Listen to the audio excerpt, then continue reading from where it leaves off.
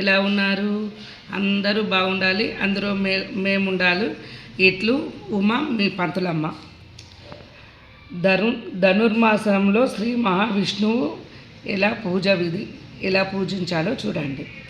ముల్లోకాధిపతి అయిన శ్రీ మహావిష్ణువు ఆషాఢం నుండి కార్తీకం వరకు నిద్రిస్తాడు. సూర్యుడు ధనుర్రాశిలో ప్రవేశించిన తర్వాత శ్రీ విష్ణు స్తోత్రాలతో స్వామిని మేల్కొలిపి షోడచోపచారాలతో పూజించాలి. అలాగే పులగము, పొంగలి, శర్కర పొంగలిని నివేదించాలి.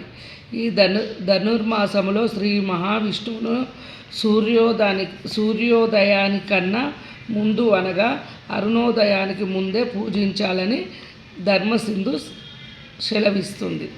శ్రీ మహావిష్ణువుని ఇలా పూజించండి. మీ ఆయురారోగ్యాలు అష్టైశ్వర్యాలు పొందండి.